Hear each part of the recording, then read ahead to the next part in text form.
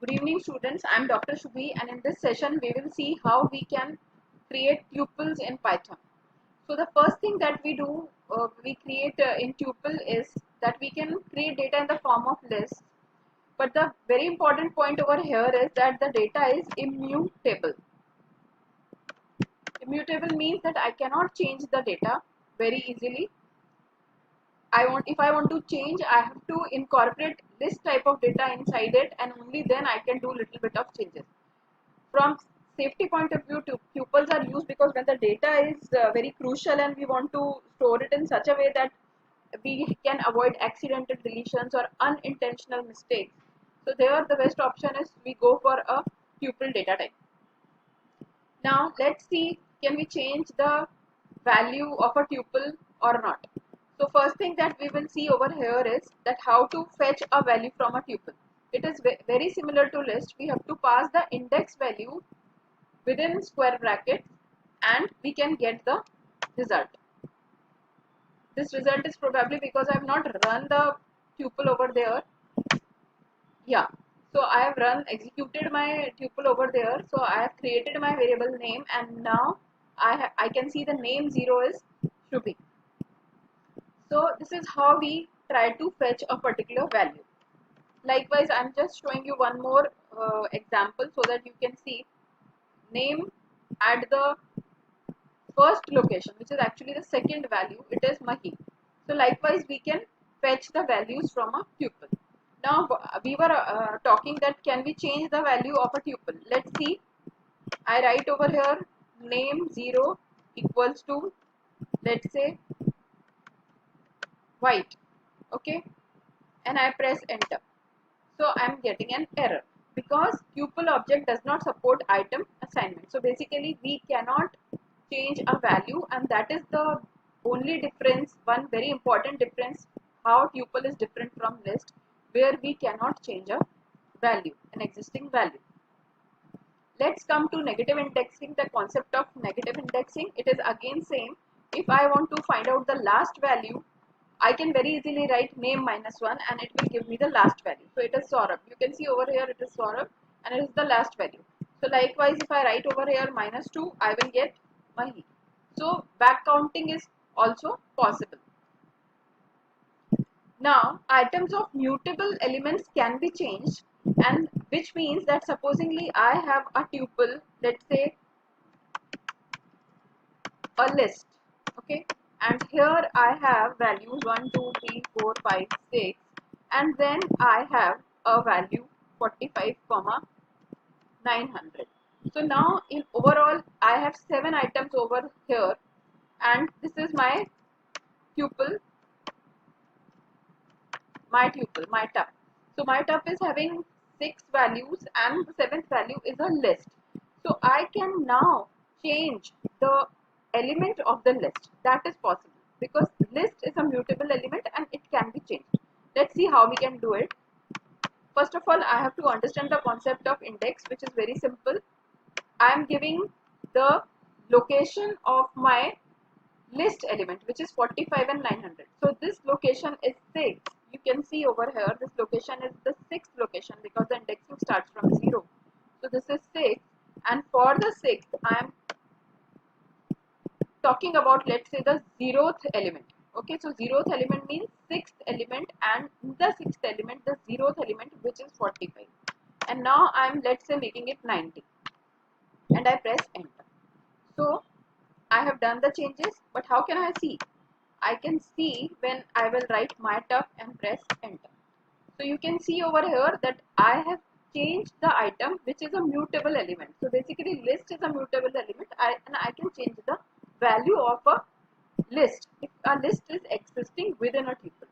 So that little change is allowed. So whenever we are working on tuples and we want to change certain values, we have to pass those values as list data type, and then we can do little bit of changes. Let's come to the next concept, which is called as concatenation using plus operator. Now concatenation means, suppose I have two tuples 1 2 3 and the next tuple is, let's say, the next tuple is, let's say, 56, 67 and 78. So can I do this A plus B?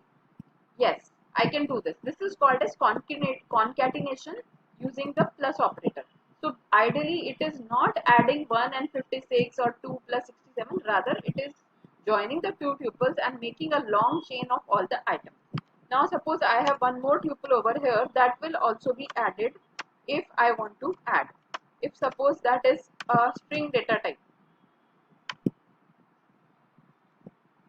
I'm creating a tuple and I'm writing over here plus C. Let's see what happens. So you can see over here it is making a long chain. So concatenation is allowed in tuples. We can concatenate. Let's see if we can we delete a particular item in a tuple? Can we, like we have seen that we cannot change an item. Can we delete a particular item? Let's say this is my tuple and this my tuple is having APJ Abdul Kalam, President India, scientist, teacher and A. So this is the content of my tuple MyTup, and in this MyTup I want to delete the sixth element, fifth location, sixth element. Let's see what happens.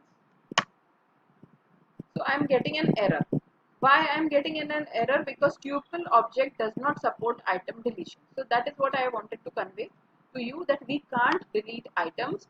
We cannot delete items, and it is very important to understand that in the tuples we cannot delete items. We can only do little bit of changes in the list if it is passed within a tuple. Now let's come to certain tuple methods. Tuple methods are basically methods which are used to count certain numbers. Let's create a tuple. MyTup. I'm creating one tuple for you all. Always creating a tuple, we have to give a tuple name equal to sign, and then we can give the list of values. So now suppose this is my list of values. A, B, A, C. This is my tuple and I run it once. Now I'm saying mytup.count. So basically this count is a function where I'm passing the value that I need to count. So basically I am trying to count the number of occurrence of that particular value, the frequency of that value. So I'm trying to check the frequency of A and I get 2. Why I get 2? Because A is present twice in this tuple. In this tuple set, the A is occurring twice, so it is returning 2. Likewise, there is one more method where we can get the index of the first occurrence of that element. So here we will write mytup, which is the name of my tuple variable, dot index. Index is my function and I am passing A. So if I want to know the index of A, I will press enter. Okay, so the first location of A is 0. Now suppose I want to find out the location of C. Let's see what happens. So I get 3. I'm getting 3 because 0, 1, 2, 3. So C is at the third index and fourth position. It is the fourth element of the tuple and at the third location. So that is how we can also find out the index positions of values in a tuple. Now let's come to one more very good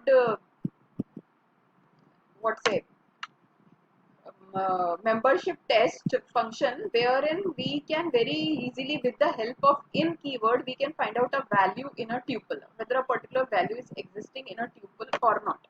So if a particular value is existing in the tuple, the function will return true, and if not, then it will return false. So suppose I write over here print, let's say A in mytup. So mytup is my tuple and I am writing print A in mytup, and it is returning true because A is present in mytup. Now let's see what is there in mytup. MyTup is having A, B and C. So suppose I write over here, instead of A, I write over here X. Print X in mytup and I press enter. So I get false because X is not present in mytup. Okay. So this is one more thing which we can check in the tuple whether a value is existing or not, and it is very easy, and we can always do this checking to find out whether search a particular value is present in the tuple or not. Next is iterating through a tuple syntax for name in tuple. So this is basically a very important and uh, interesting, I can say this is very interesting one liner which can be used to do lot many things. So it goes like for name in cust name. So here name is what it is, name is my variable where I'm trying to search a particular name in cust name. Now let's say what, now you will ask me what is cust name. So I'm creating cust names for you. Cust names is nothing but the name of some customers. So I'm creating a tuple here. It is a tuple where I'm having some customers. Let's say Pooja, then Pranav, then next customer is let's say Akanksha, and the last one is let's say Ankit. So there are 4 customers in this tuple set, and now I'm looking for name in cust that every name, with every name I'm printing hello name. So what, how it will happen is that this for loop will iterate over this tuple for all the 4 customers, and it will print hello with their name. So you can see the output over here. Hello Pooja, hello Pranav, hello Kamsha, and hello Ankit. So basically cust name is a tuple, and we are iterating through a tuple now.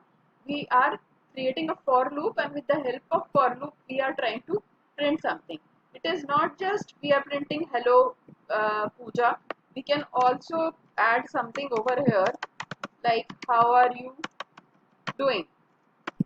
Okay, so now if I run it, hello Pooja, how are you doing? So that is how the output is coming. So this is something very interesting which is very comfortable to work with when we are working with for loops and iterating the for loops over the tuples.